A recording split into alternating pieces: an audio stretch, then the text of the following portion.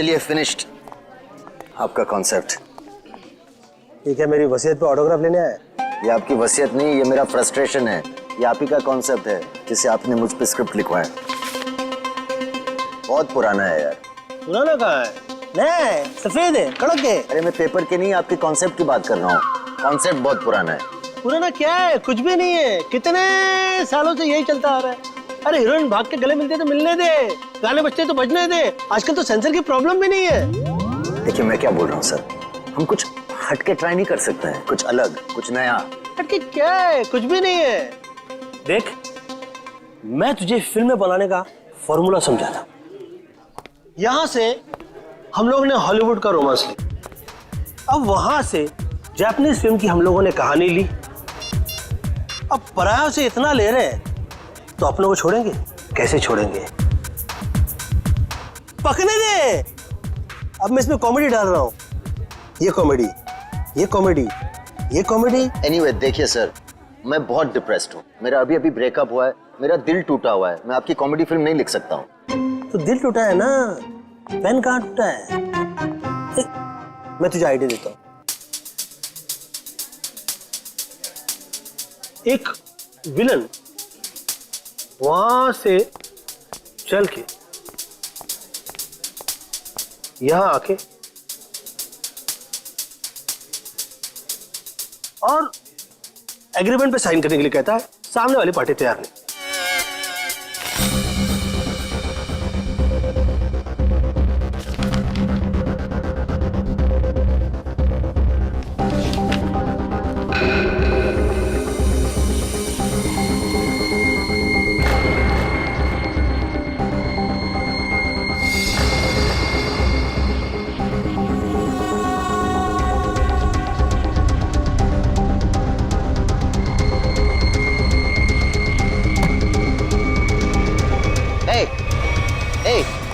क्या डाला तुमने उसकी ग्लास में? हाँ, क्या डाला ग्लास में? रुको।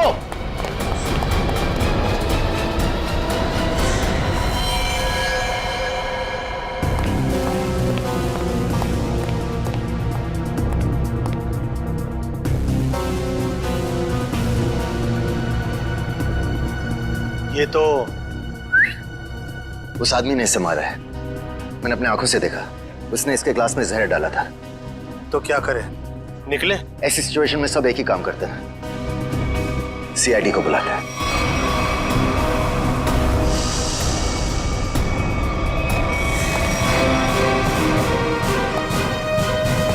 Yes sir. सर मैंने ही फोन किया था। Mister UD. यस। आपके और अरमान जी के सामने मारा है। मुझे पता नहीं, इन्होंने देखा है। इन्होंने देखा। इन्होंने? मिस्टर यूडी, हमने सुना है कि आप कहानी वगैरह भी लिखते हैं। जी सही सुना आपने। मैं कहानियां लिखता हूँ लेकिन आइडियाज ये देते हैं। ये वाला मेरा नहीं था। क्या हुआ? नहीं, कचरा है। मिस्टर यूडी, आपने इस आदमी का खून होते हुए देखा? जी, उस लड़के ने इनके जूस में कुछ मिलाया था।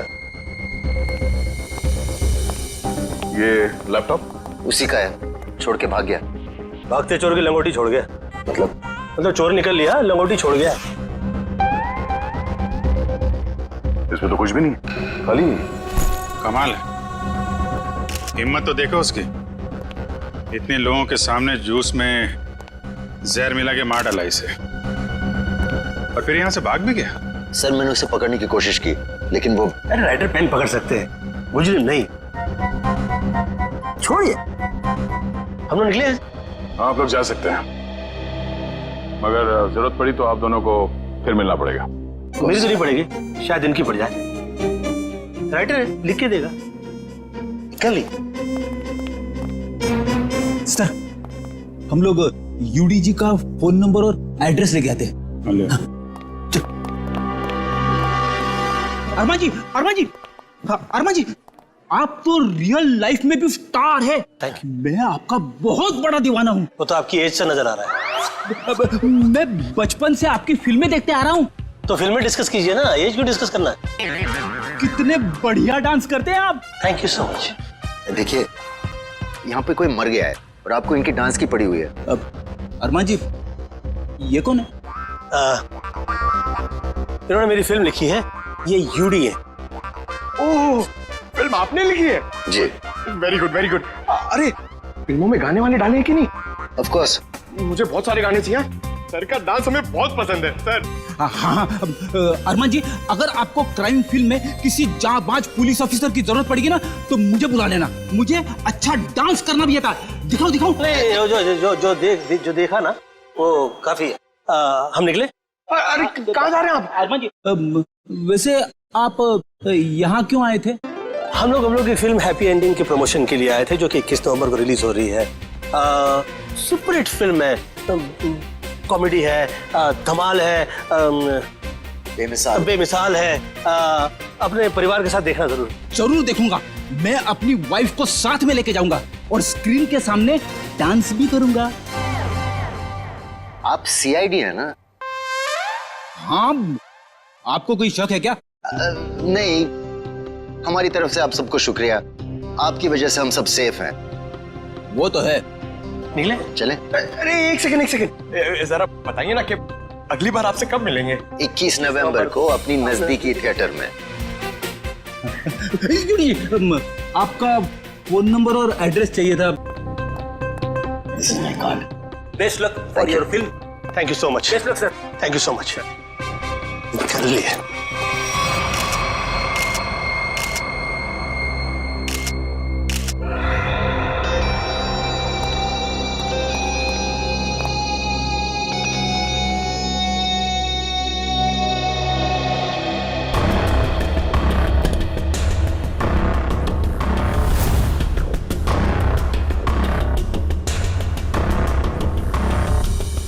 Parking ticket.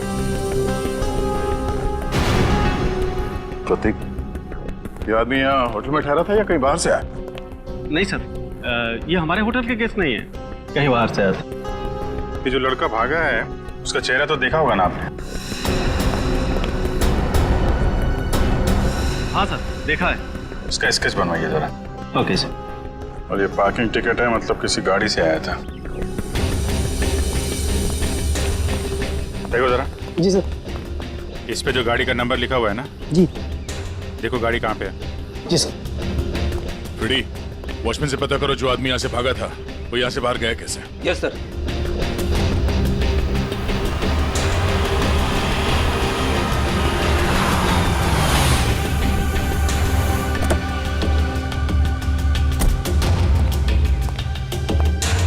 मिस्टर प्रतीक को तुम लाए थे?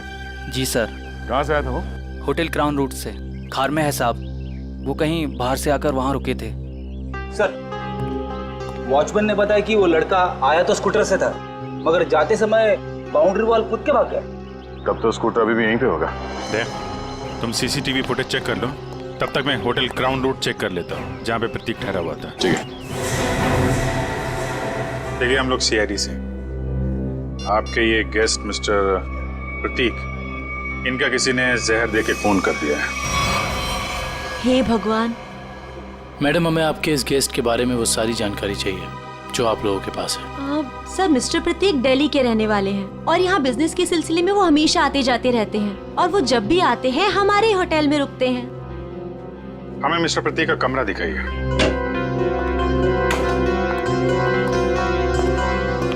कमरा चेक कर लो जरा।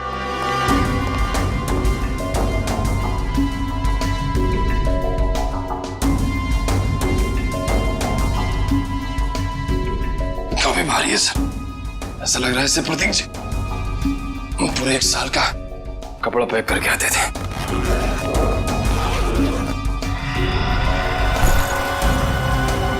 बैग तो खाली है।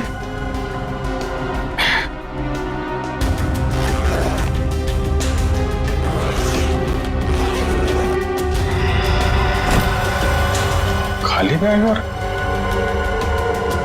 बैग तो भारी है।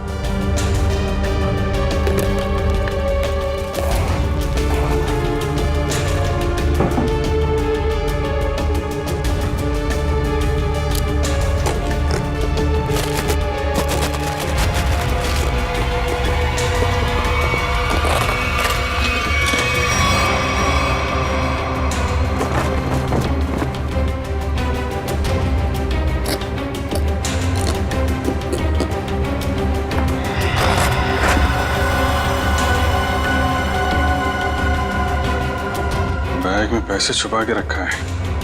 ये प्रतीक आदमी तो गड़बड़ है। कौन कौन आता था इससे मिलने के लिए? एक लड़की इनसे हमेशा मिलने के लिए आती थी और ये दोनों घंटों बैठकर बातें किया करते थे। प्रतीक जीतू से डांटा भी करते थे और वो लड़की कल भी इनसे मिलने के लिए आई थी। कौन है वो लड़की? सर, अवंतिका। अवंतिका?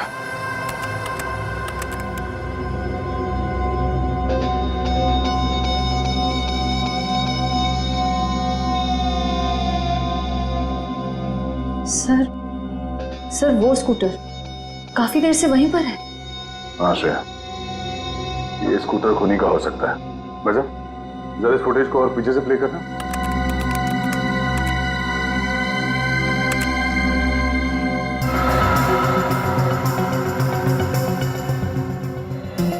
सर, यही वो आदमी। जरा पॉज करो।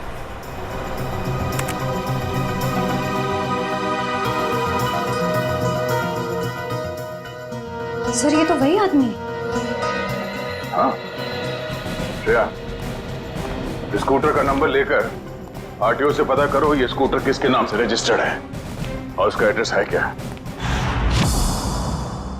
तो आप दोनों साथ में रहते हो और वो यहाँ काम करता है? यस सर, यही काम करता है Ketan. Hello sir, welcome. Ma'am, हम लोग सीआईडी से और एक जांच के सिलसिले में यहाँ आए हैं। ये आदमी केतन यहाँ पे वेटर है ना? हाँ सर, ये तो केतन ही है।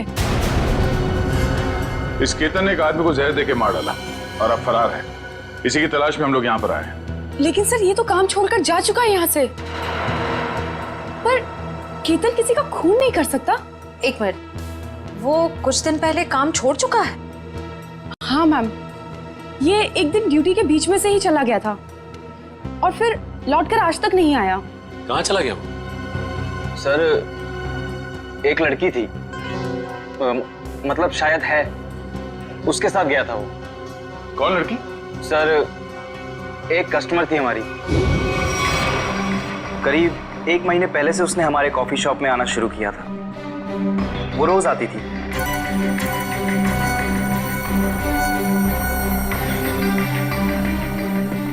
और उस कोने वाली टेबल पर जाकर बैठ जाती थी। उस टेबल पर केतन सर्विस देता था।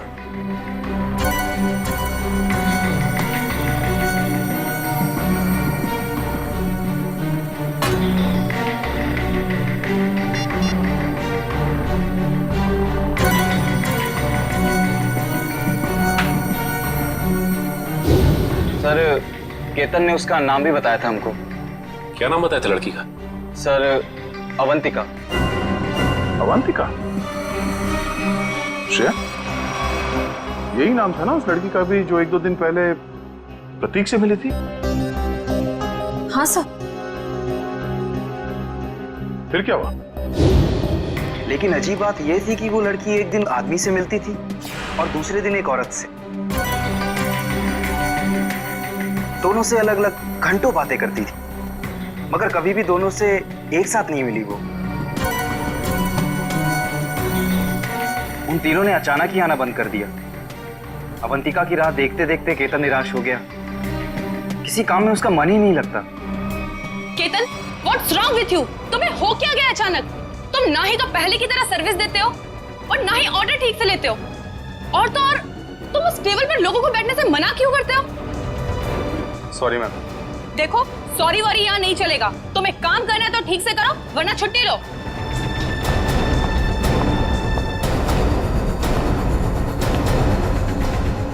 यार, अपने दिमाग से उसका ख्याल निकाल यार। अवंतिका ने वो टेबल खरीद नहीं लिया है, ना ही हमेशा के लिए रिजर्व किया है। यार, एक कस्टमर थी, अब नहीं है। बस नहीं यार, मैं उसे भूल नहीं पा रहा हूँ। उसने कुछ बताया भी नहीं और अचानक से गायब हो गई।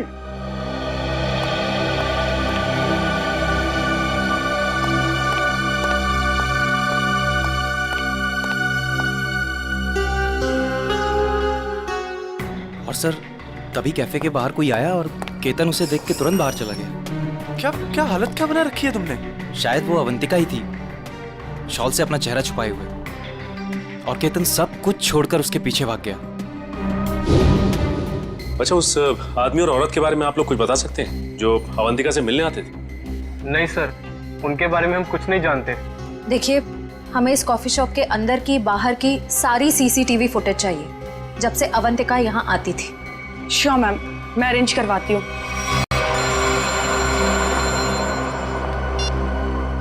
डॉक्टर साहब, क्या बात कर रहे हैं सर आप? पर ऐसे कैसे हो सकता है? ठीक है सर, मैं एसीपी साहब से बात करता हूं।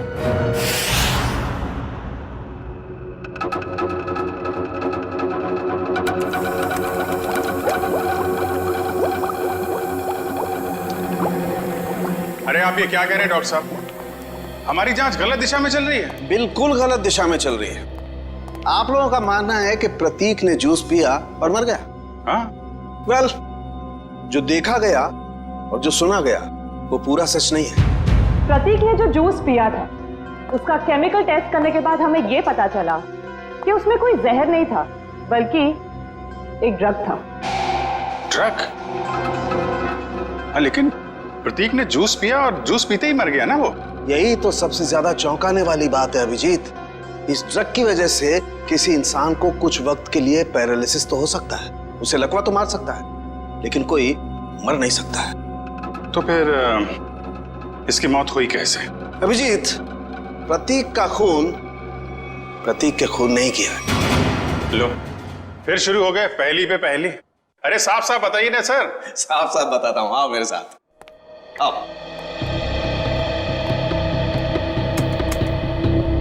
ये देखो, ये प्रतीक की ब्लड सेल्स और ये एक नॉर्मल इंसान के ब्लड सेल्स। दोनों में फर्क है, और फर्क ये है कि प्रतीक को थैलेसीमिया है। थैलेसीमिया जो हीमोग्लोबिन की गड़बड़ी से होता है? बिल्कुल अभिजीत। और ऐसे रोगियों को जिंदगी भर किसी स्वस्थ इंसान की खून की जरूरत पड़ती है, और हाल ही में किए गए ऐसे ही किसी ब्लड ट्रांसफ्यूजन ने प्रतीक की जान दी। ओह, मतलब हाल ही में जो प्रतीक को खून दिया गया था उस खून में गड़बड़ी थी। बिल्कुल, और इस खून में टॉक्सिन्स मिलाए गए थे। मतलब इस खून को जानबूझकर जहरीला बनाया गया था, जिससे इसकी मौत हो गई।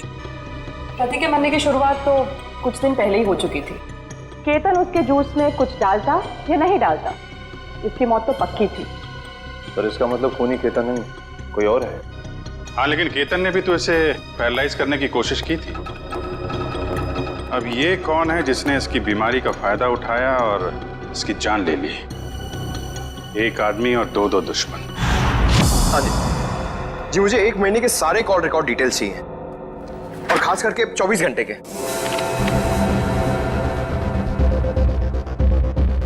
केतन का फोन आखिरी बार जामवार में ट्रेस हुआ था सर। जामवार? तो ये केतन मुंबई से बाहर निकल चुका है? हाँ सर, और सर उसके कॉल रिकॉर्ड्स। सर ये देखिए, सबसे पहले उसने अपने कॉफी शॉप वाले दोस्त ऋषभ को फोन किया, उसके बाद अवंतिका को, मगर अवंतिका का फोन ऑफ आ रहा था। और फिर सर उसने महाराष्ट्र के जामवार में किसी मनन को फोन किया। मनन? अभिजीत, मतलब इस केतन को जामवार से उठाना पड़ेगा, वही बताएगा अवंतिका कहाँ छुप कर बैठी है। और फिर ये भी पता लगाना चाहिए इन दोनों का क्या संबंध है उस कॉफी शॉप वाले औरत और आदमी के साथ। सर, अवंतिका का तो पता नहीं, लेकिन हम उस आदमी और उस औरत तक पहुंच सकते हैं जिनसे वो कॉफी शॉप में अलग अलग मिलती थी। ये देखिए सर।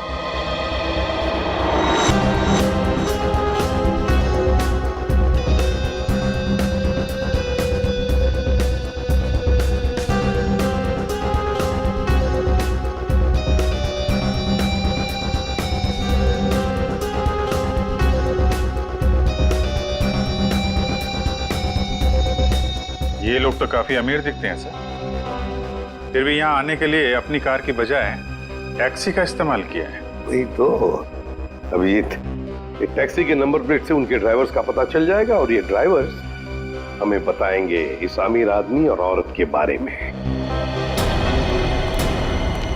क्या गलती की साहब, मुझे क्यों बुलाया है? देखो, तुम लोगों से कोई गलती वलती नहीं हुई, कोई भी गलती नहीं हुई, बस हम सिर्फ कुछ जानना चाहते हैं। ये देखो, ये औरत और ये आदमी क्या इन लोगों को तुमने कभी देखा है? तुम जानते हो इन्हें? ये दोनों भी पिछले महीने कुछ दिनों तक ग्रैंड मोटर्स होटल में आते जाते रहते थे। ये आदमी, इसे तो मैं जानता हूँ। ये तो एक बार मेरे टैक्सी में बैठा था। कौन है ये? कहां से बैठा था तुम्हारे टैक्सी में? कौन है ये साहब, मैं नहीं जानता हूँ, लेकिन पिछले महीने जुहू सर्कल पे एक कॉलोनी से इसे मैंने उठाया था सुबह सुबह। इसके पास 1000 रुपया था साहब। मेरा भाड़ा 390 रुपया था। मैंने इसे 600 रुपया वापस कर दिया, लेकिन ये 20 मिनट तक 10 रुपए के लिए बकबक करता रहा। फिर बाद में मैंने साहब इससे 10 रुपया लेके उसको दिया था। हाँ सर, याद है। अभी तक इसने 10 रुपए दिए भी नहीं मुझे। कुछ बता सकते हो ये रूम में कहाँ रहता है? ये तो मालूम नहीं है साहब, लेकिन जाते जाते इसने कहा था कि मेरा तो इधर रोज का आना जाना है। अगर ऐसे ही मैं 10-10 रुपए डेली छोड़ता जाऊं तो महीने का 300 रुपया हो जाएगा। पैसे वाला आदमी था साहब, लेकिन 10 रुपया के लिए बहुत चिक-चिक किया साहब, बहुत चिक-चिक किया एकदम। ठीक है, चलो हमारे साथ।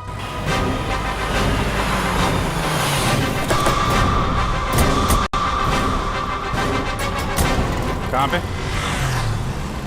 हाँ जी सर, यहीं से मैंने उठाया था उसको और होटल से लाने के बाद यहीं पर छोड़ा भी था मैंने उसे। यहाँ पे? जी। यहीं आसपास कहीं रहता होगा। आसपास चेक करो, पूछो लोगों से।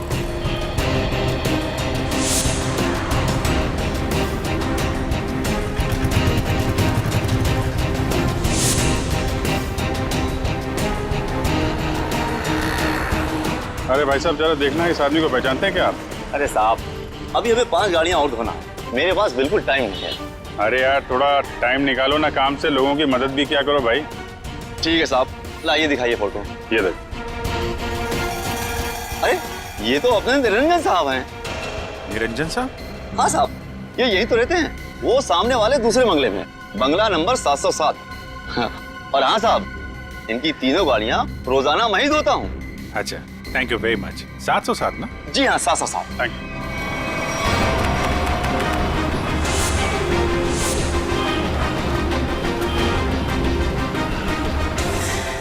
मेरे पतिदेव मुझे बीच महास्थान में छोड़ के चले गए। आखिरी बार भी उनको देखना मेरे नसीब में नहीं रहा। श्रुति जी, आपके साथ जो कुछ भी हुआ बहुत बुरा हुआ, इस बात का दुख है हमें, लेकिन आपसे कुछ जानकारी चाहिए थी।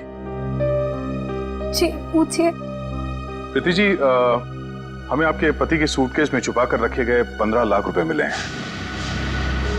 आपको कुछ पता है इन पैसों के बारे में? उन्होंने ये पैसे क्यों छुपा के रखे? मुझे कुछ नहीं पता। ठीक है, कोई बात नहीं, हम पता लगा लेंगे। क्या हम उनका कमरा देख सकते हैं? जी उधर। अच्छा। तो श्रुति जी, आप इन दोनों में से किसी को पहचानती हैं? जी नहीं।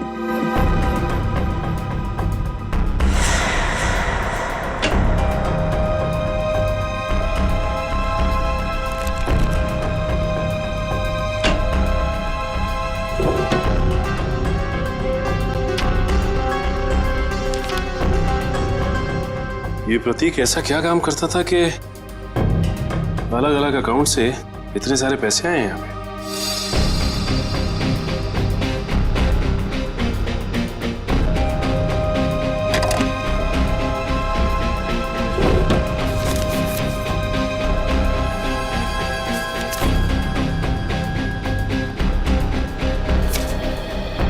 सीडी?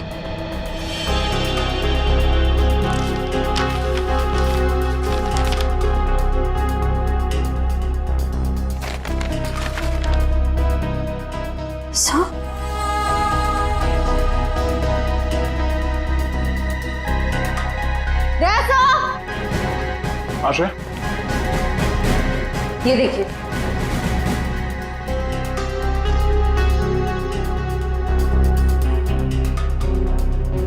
बच्चों की तस्वीरें, पैसों के आंकड़े। प्रतीक करता क्या था? सचिन एक काम करो, ये सब मुंबई भेज दो ब्यूरो में। श्रुति जी, आपसे एक और सवाल करनी थी। क्या आपको यह बात मालूम थी कि आपके पति को थैलेसीमिया नाम की बीमारी थी? जी हाँ। और इस बीमारी के पेशेंट को कुछ दिनों में अपना खून बदलना पड़ता है। तो आखिरी बार आपके पति ने कौन से हॉस्पिटल में अपना खून बदला था? यही दिल्ली में सिटी हॉस्पिटल। ओह, सिटी हॉस्पिटल। मिस्टर निरंजन, आप ये पूछें कि हम लोग कौन हैं और यहाँ किस लिए आए हैं, तो आपको बता दें कि हम लोग सीआईडी से हैं और आपसे कुछ पूछताछ करने आए हैं। सीआईडी? लेकिन मुझसे क्या जाना है आपको? कौन है निरंजन? विशाखा, ये लोग सीआईडी से हैं और लगता है हमारे बारे में काफी कुछ जानते हैं। जी हाँ, और अब ये जानना चाहते हैं कि ग्रैंड मोटर्स के कॉफी शॉप में आप दोनों अवंतिका से मिलने अलग अलग जाते थे और यहाँ एक साथ दिख रहे हैं, क्या मज रहा है? माफ कीजिएगा सर, लेकिन हम बाहर किसी से अलग अलग मिल लिए तो उसमें ऐसा कौन सा पहाड़ टूट गया कि सीआईडी हमारे घर तक पहुंच गई? किसी से नहीं, अवंतिका से। हमेशा कह कि दिल्ली के एक बिजनेसमैन मिस्टर प्रतीक के खून में उसका हाथ है। नहीं नहीं, अवंतिका कभी ऐसा नहीं कर सकती। बहुत विश्वास है आपको अवंतिका पे? आखिर वो हमारी बेटी है। आप दोनों पति पत्नी हैं? जी, वो दरअसल मेरी और निरंजन की अनबन होने के बाद हम दोनों अलग रहने लगे थे, तो अवंतिका हमें साथ लाने के लिए ही कॉफी शॉप में लेके आती थी। अभी कहाँ है अवंतिका? जी, वो घर पर ही है, लेकिन आप लोगों की कुछ मदद नहीं कर सकती। हमें अवंतिका से मिलना है। आइए।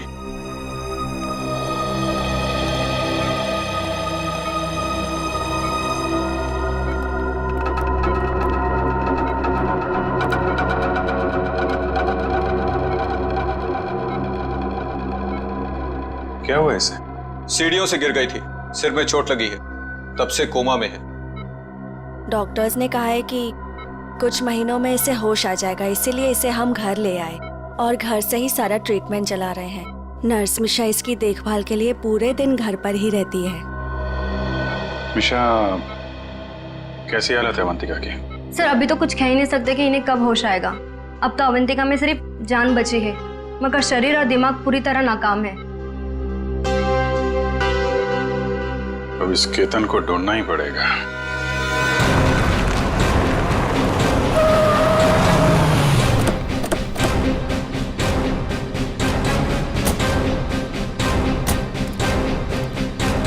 सुनिए जी, ये मनन कहाँ पे? वो वहां पे।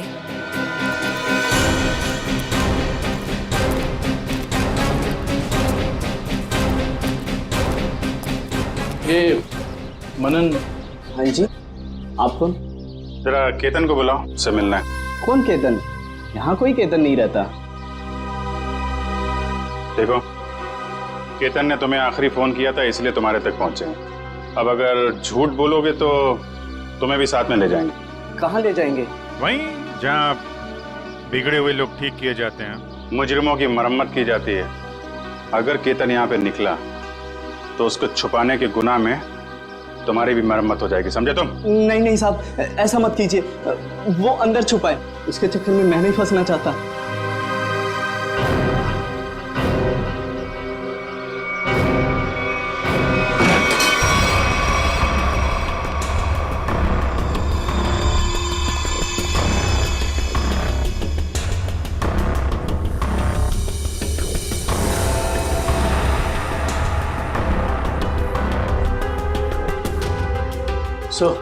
यहाँ तो सब बंद है, यहाँ से भागना तो नामुमकिन है।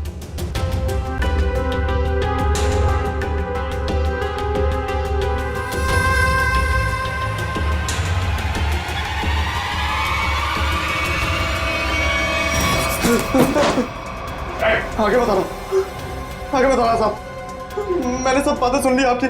अगर आप आगे आए तो मैं खुद को मारूंगा साहब। अरे वाह, वहां दिन दहाड़े होटल में जूस में ड्रग मिला के आदमी को मारने की हिम्मत है तुम में। और यहाँ इतने डर गए हो कि खुदकुशी कर रहे हो? नहीं साहब, मैंने नहीं मारा साहब, मैंने उसे नहीं मारा। उसने कहा था उस दवा से प्रतीक कुछ दिनों के लिए कुछ भी नहीं कर पाएगा, पैरालिसिस हो जाएगा उसे। हाँ, ये तो तुम सही कह रहे हो।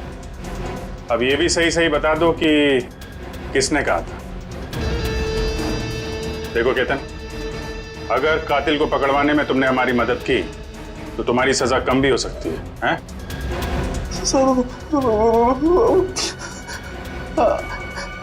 अवंतिका ने कहा था साहब। ठीक है, पहले अपना ये चाकू दो। लाओ चाकू दो। कुछ नहीं होगा तुम्हें, चाकू दो। लाओ लाओ। अब आ जाओ। आ जाओ।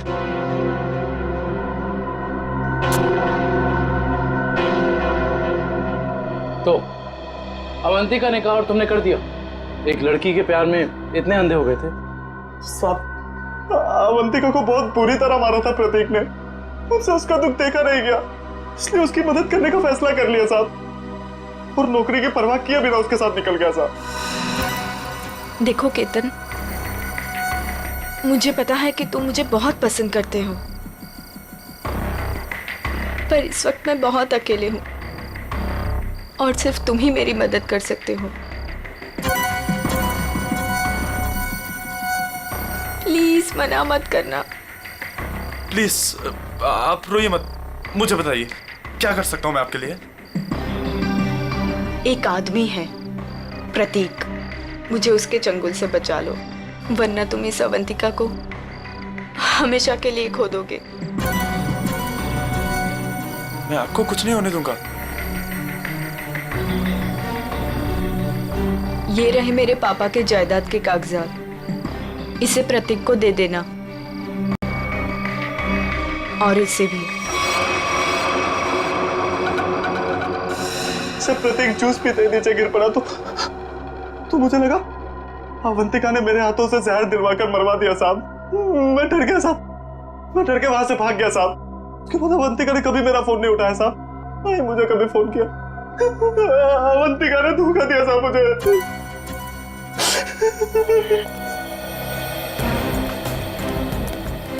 सर, ये प्रतीक आखिर अवंतिका से चाहता क्या था? ये तो तय है कि दोनों के संबंध ठीक नहीं थे, लेकिन असली कहानी क्या है ये तो अवंतिका के होश में आने के बाद ही पता चलेगा।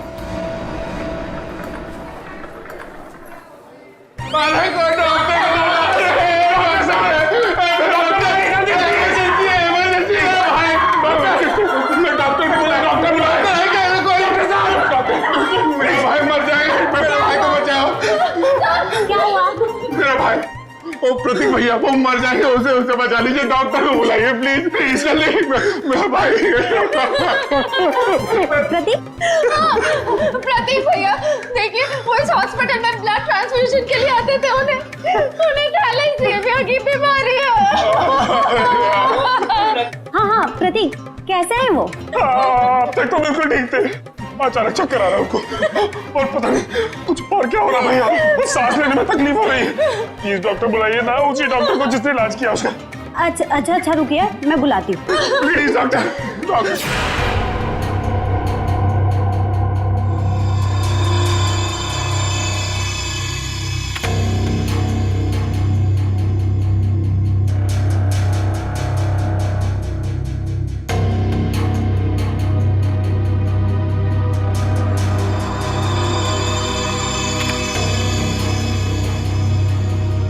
प्रतीक ने इन बच्चों की फोटो काफी संभाल के रखी थी। सर, प्रतीक ने ऐसा किया क्यों होगा? कुछ तो खास है इन बच्चों में, वरना इतने सारे बच्चों की फोटोएं छुपा के नहीं रखता वो। सर वो पेशेंट प्रतीक, उसके रिश्तेदार आए हैं, उसकी तबीयत खराब है, वो आपसे फिर से इलाज कराना चाहते हैं। सर, इन सारे बच्चों के बारे में बहुत ही खास बात पता चली है। वो क्या? सर, ये सारे बच्चे 1997 और 2001 के बीच गायब हो गए थे।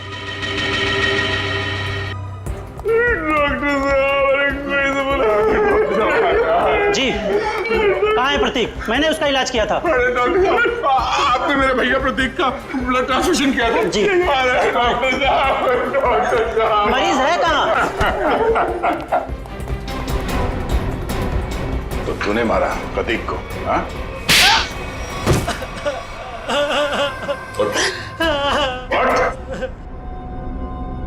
कौन है आप लोग? सीआईडी। अब फटाफट बकना शुरू कर, वरना बताता हूँ। मेरे पास एक आदमी का फोन आया था। उसने मुझसे कहा प्रतीक को जहर मिला हुआ खून देना है जिससे वो मर जाए। इसलिए मैं। शर्म नहीं आती तुम्हें? एक डॉक्टर होके तुमने मरीज का खून किया। सॉरी, वो गलती हो गई। उस आदमी ने कहा था कि मिशा नाम की औरत आएगी और इस काम के बदले अच्छा खासा रकम देगी, तो मैं लालच में आ गया। ओह, मिशा। नर्स मिशा इसकी देखभाल के लिए पूरे दिन घर पर ही रहती है। ओह नो, ये मिशा अभी अवंतिका की देखभाल कर रही है। चलो।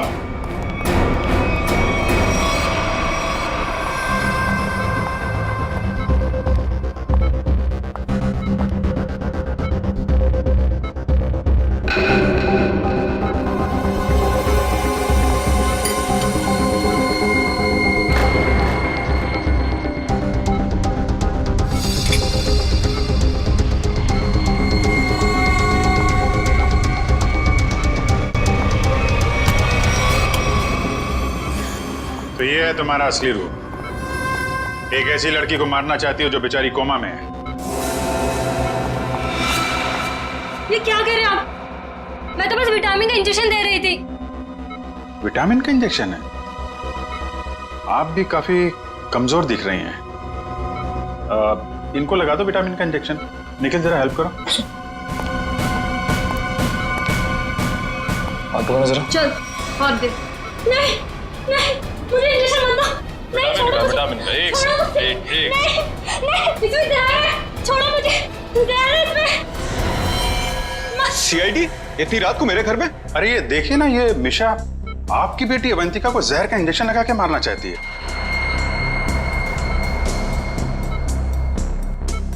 आपकी बेटी अवंतिका आपकी बेटी? सही कह रहा हूं ना मैं? क्या मतलब है आपका? Thank you very much sir. ये तो कंफर्म हो गया। प्रतीक के घर से मिले डीवीडी में जो अमीर लोगों के नाम मिले थे वो खोए हुए बच्चों के पेरेंट्स ही हैं सर। और ये जो नाम के आगे करोड़ों के आंकड़े लिखे हैं ये उनकी संपत्ति के डिटेल्स हैं। तो फिर अभिजीत, ये प्रतीक इस लिस्ट को लेकर क्या कर रहा है? पूरी काम करो, पेरेंट्स की लिस्ट में से किसी भी एक पेरेंट को फोन लगा अभी। सर।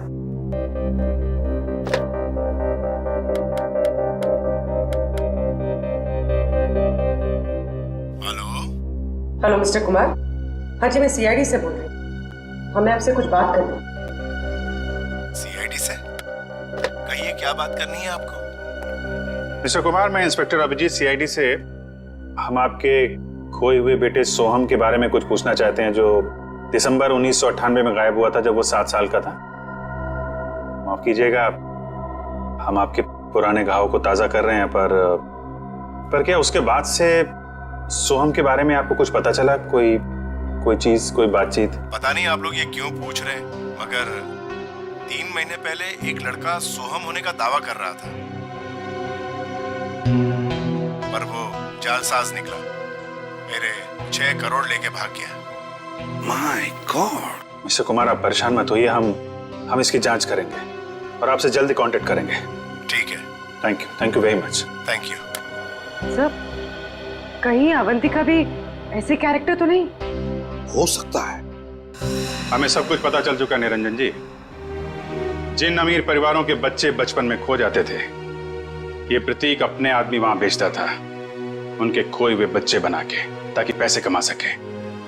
उसके घर से हमें आपका नाम मिला है। आपकी बेटी अवंतिका 9 साल की उम्र में खो गई थी, उसके बाद कभी नहीं मिली। ठीक कह रहा हूं मैं?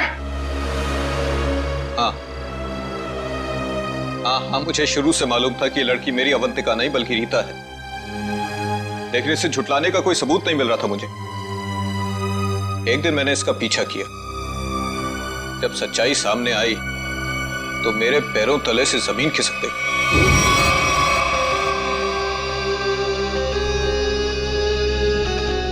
पागल हो गई हो तुम? अरे ये हमारा बिजनेस है रीता। हम उन अमीर लोगों को लूटते हैं जिनके बच्चे उनसे काफी पहले बिछड़ चुके हैं। कुछ देर के लिए नकली सही, लेकिन उनको उनका बच्चा तो मिल जाता है ना, और हमें उनकी दौलत। प्रतीक जी मुझे माफ कर दीजिए, मुझसे अब और ये नाटक नहीं होगा। कैसे नहीं हो सकता? 55 करोड़ रुपए का प्लान है। इस तरह अगर तुम बीच में छोड़ के चली गई तो अरे किए कराए पर पानी फिर जाएगा। समझने की कोशिश कीजिए प्रतीक जी, उस निरंजन को मुझ पर शक हो गया है, और इस तरह कब तक मैं उनकी बीवी विशाखा को बेवकूफ बनाती रहूंगी। अगर उस निरंजन ने डीएनए टेस्ट करवा दिया तो मैं तो सीधा जेल में चली जाऊंगी। कुछ नहीं होगा, तुम बस निरंजन से पैसे निकलवाना शुरू तो करो। जैसे ही तुम सारे पैसे मेरे हवाले कर दोगी वैसे ही मैं तुम्हें आजाद कर दूंगा। प्रतीक जी मैं फंस जाऊंगी। मेरे अगले ट्रिप तक अगर तुमने मुझे 15 लाख रुपए निरंजन से लाकर नहीं दिए ना, तो इस बार भी तुम मेरे हाथों बहुत बुरी तरह मार खाओगे, समझे तुम? मेरी भावनाओं के साथ खिलवाड़ किया था प्रतीक और इस रीता ने। मुझे लूट कर बर्बाद करना चाहते थे। मैंने इस ईशा की मदद से दिल्ली के उस डॉक्टर को खरीदा और प्रतीक को जहरीला खून चढ़वा दिया, और इस अवंतिका को खुद सीढ़ियों से धक्का दिया। वो मरी तो नहीं, लेकिन कोमा में चली गई। आपके साथ जो हुआ बहुत बुरा हुआ, लेकिन आप कानून की मदद लेने के बजाय खुद मुजरिम बन गए। अब आपको और इस मिशा को जेल जाना होगा, अपने गुनाहों की सजा भुगतने। For more updates, subscribe to our channel, click the show links and enjoy watching the videos.